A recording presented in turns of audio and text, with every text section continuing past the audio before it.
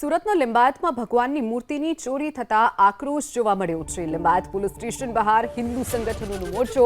ગોવિંદનગરમાં ભગવાનની મૂર્તિ ચોરી કરનારની ધરપકડ કરી લેવા માટેની માંગ ઉઠી છે। બિલ્ડરે જગ્યા પર કબજો કર્યા, પ્રતિમા ગાયબ કર્યાનો આરોપ લાગ્યો છે।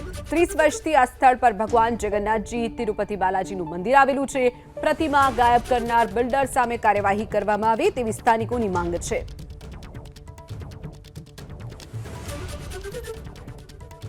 સુરતના લિંબાયત વિસ્તારમાં ભગવાનની મૂર્તિની ચોરી થતા હંગામો મચાવવામાં આવી રહ્યો છે। આ દ્રશ્ય જોઈ શકાય છે। લિંબાયત પોલીસ મથકની બહાર આ તમામ જે લોકો છે એ ઉમટી પડ્યા છે અને માંગ કરી રહ્યા છે કે જે ભગવાનની મૂર્તિ ચોરી કરનાર લોકો છે તેમને તાત્કાલિક પકડવામાં આવે।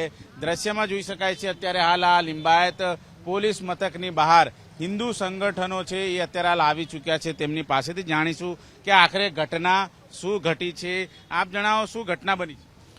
અમારે જે એક મંદિર છે જગન્નાથ બાલાજીનું, જે 25 થી 30 વર્ષ જૂનું મંદિર છે, ત્યાં રોજ સવાર સાંજ આરતી થાય છે। ગોવિંદનગર વિસ્તારમાં છે, લિંબાયતમાં લાગે છે। એ મંદિરમાં અચાનક એક કોઈ આવે છે અને રાતના મૂર્તિ ચોરાઈ જાય છે એવી ઘટના બને છે। તો અમને આ બધીની જાણ થાય છે એટલે અમે ત્યાં પોલીસ સ્ટેશન જઈએ છીએ। તો પોલીસ સ્ટેશનમાં લગભગ 24 કલાકથી વધુ થઈ ગયો છે સમય, પણ હજુ સુધી એફઆઈઆર નથી થઈ। તો અમારી માંગ એ છે કે એફઆઈઆર થાય અને મૂર્તિ જલ્દથી જલ્દ ત્યાં પાછી સ્થાપના કરવામાં આવે। અને કોણે ચોરી કરી છે મૂર્તિ? મૂર્તિ ચોરી કરી છે તો હવે ત્યાં સીસીટીવી ફૂટેજ ને એ બધું છે, એ હવે પોલીસનો વિષય છે, પોલીસ જાણે। કઈ રીતની આખી ઘટના બની? घटना है कि लगभग 4 दिन पहले हम लोग को पता चला कि ऐसा पूरा विवाद है मंदिर का और बिल्डर वहां कब्जा करना चाहता है। हम पहुंचे, पीआई साहब ने कहा आप चिंता कोई बात नहीं है, पुलिस वहां है।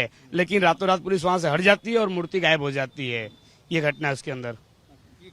कौन भगवान की मूर्ति गायब हो गई है, किस तरह से किसने चोरी की है? अब ये तो पता नहीं चला किसने चोरी किया, लेकिन बिल्डर का वहाँ कंपाउंड किया हुआ है और बिल्डर ने वॉचमैन भी रखा, सीसीटीवी कैमरा भी लगा है। मंदिर तिरुपति बालाजी भगवान का और जगन्नाथ भगवान का मंदिर है। मंदिर में पिछले 30 साल से पूजा चल रही थी। 30 साल से पुजारी पूजा भी कर रहे थे और एकाएक उठा के वहाँ पे ताला मार देता है, बोलता अंदर पूजा नहीं करने दूंगा मैं।